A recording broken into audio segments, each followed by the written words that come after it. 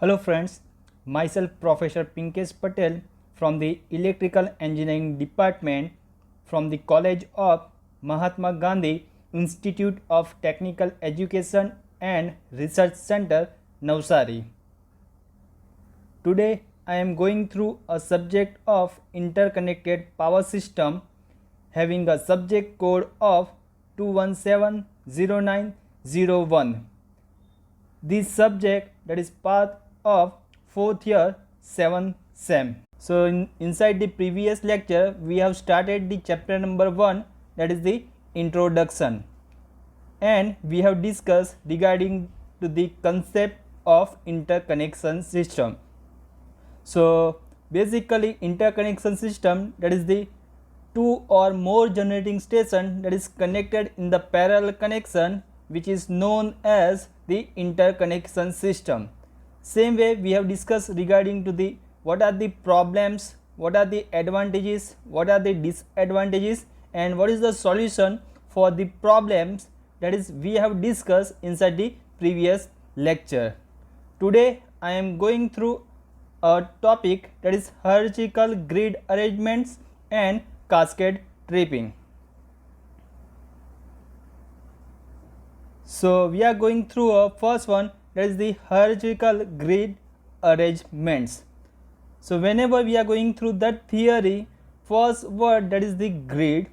So first question that is arise, that is what do you mean by grid, or we can say what do you mean by electrical grid or power grid. So large number of generators that is connected in the parallel connection, which is known as the interconnection system, that is already we know that. But if we can go through a grid, so grid having a large number of generation system, that is the part of the grid. Second one, that is the transmission line, and third one, that is the distribution system. So all that three components, that is the part of the grid, and at the end which can make one network, which is known as the power grid. So if we can go through a grid, first part that is the generation system. So there are the different types of power plant which can be used for the generation of the electricity. We can say that is the thermal power plant, or we can say hydro power plant, or we can say that nuclear power plant, diesel power plant. So all that power plant which can be used to produce the electricity and which can supply the electricity from generation to the consumer side. So whole system having a three types of component, and at the end whatever the network they should be built up, which is known as the electrical grid, or we can say power grid. So after generation, electricity that should be transmitted with the help of transmission line. Inside the transmission line having a two types of transmission line, primary transmission system and second one, that is the secondary transmission system.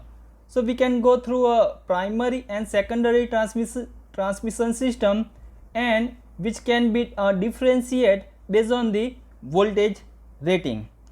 So after transmission system we can go through a electrical substation, and with the electrical substation there is a large number of distribution system that is connected over there. Again distribution system which is connected, which is divided into two category. First one, that is the primary distribution system, and second one, that is the secondary distribution system. And at the end whatever the electricity that is generated at the different types of power plant, which can reach at the consumer side. So whole system which is considered as a grid. Now there is a one more question that is arise, if we can go through a transmission system, we can go through a high voltage transmission line. So why nowadays people are moving towards the high voltage system? So there are the number of voltage rating that is available. We can say 11 kV, 33 kV, 66 kV, 110 kV, 132 kV, 166 kV, 230 kV. And in the India, large number of voltage that is considered as a 765 kV. So what is the requirement of the generation of the higher voltages? So if we can go through a higher voltages, the losses that should be in the decreasing order, and the power transfer capacity that is in the increasing order, from the equation of P is equal to V square by X sin delta. Now this is the figure shows the basic structure of power grid. So in that case we can say that first one, that is the high voltage transmission line, that is indicated over here. After that, distribution substation and distribution substation, that is connected over there, and the function of that which can supply the electricity to the consumer side. This is the distribution substation, and this is the again one more distribution substation. There are the large number of consumer that is connected over here. So this is the flow. First one, electricity that is produced at the generating station, then after we can go through a transmission line, and then after we can go through a distribution substation. So this is the single line diagram for the power system.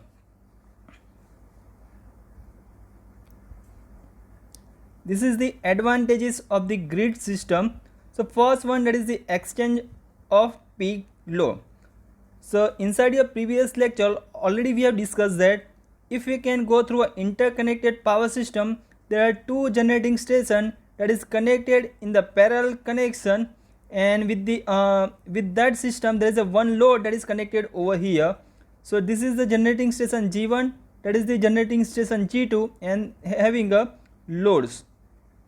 Now if we can go through only one power plants, and if we are interested to balancing the load condition over here, so at that time very high amount of peak demand that is occur. So to reduce that kind of problem, we can go through another power plant. So at the end we can say that exchange of peak loads, we can reduce the peak demand over here. Second one, that is the use of older plants. So here G2, that is we can consider as a older plants, so which can be also work as a, which can also supply the electricity to the load side. If we can simply go through a older plants, at that time we cannot balancing the load condition sufficiently.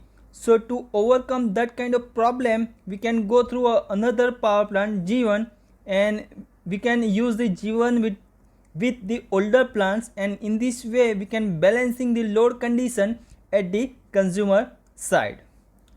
Third one, that is the ensures economical operation.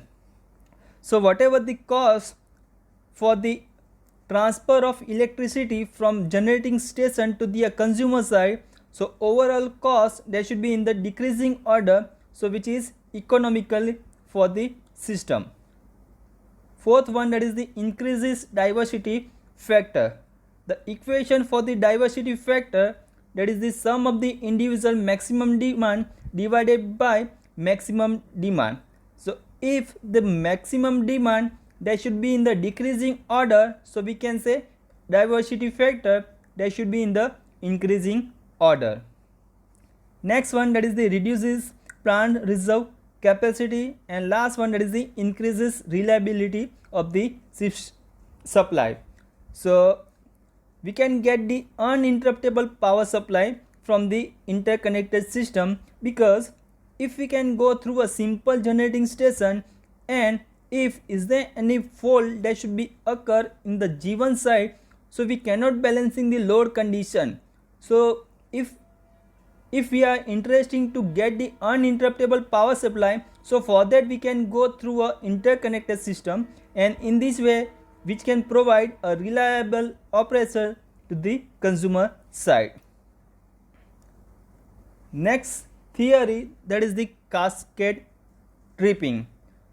So first question, that is the what do you mean by cascade tripping? So cascade tripping is the tripping of the power grid in the unbalanced condition, or it is the tripping of safety device and isolation of the part of the system to prevent damage to the equipment. This tripping occurs during under frequency or other unbalanced condition.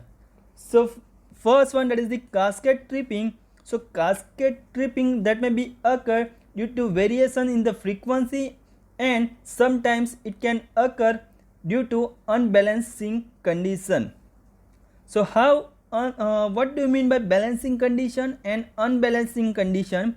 So balancing condition having a value of impedance and power factor that should be same, and unbalancing condition, which means there is a variation, there is a change in the impedance and power factor. So if your power factor that should be in the decreasing order, your reactive power that should be in the increasing order. Sometimes at the consumer side, your demand that should be a greater than the generation side. So for that, having a value of frequency that should be in the decreasing order, and if the value of frequency that should be in the down condition, which means that there is some amount of unbalancing condition that should be occur at the interconnected system. Same way, there is one more problem. If at the consumer side your demand that should be less than the generating capacity, so blackout condition that should be occur. So there is one more word, that is the blackout. So what do you mean by blackout? Blackout, that is the consumer demand that should be less than the generating capacity. So at that time there is an unbalancing condition and frequency deviation that may be occur inside the system, which is known as the blackout or grid failure. So to avoid this, synchronism must be maintained at the grid side. Next one, that is the reason of the blackout.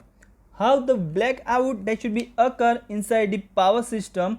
So first one, that is the multiple lightning stroke that may be occur inside the interconnected system.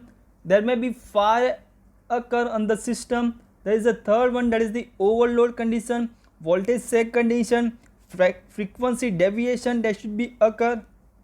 There is one more reason, that is the whatever the equipment that is connected with the interconnected system, which may be a failure condition. Sometimes human error that may be a reason for the blackout of the system, falling trees on the interconnected system. So these all are the reason of the blackouts. So how we can reduce that kind of condition, or what is the solution of the cascade tripping? So we have the number of reason to overcome that kind of cascade tripping.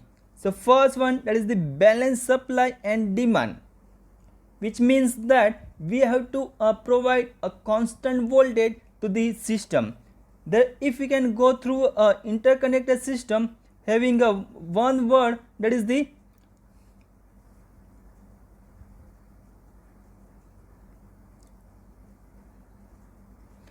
synchronism. What do you mean by synchronism? That is the we have to supply the same voltage and same frequency to the both the generating station. If is there any variation inside the frequency and the voltage, then synchronism that is not take place at the generating station.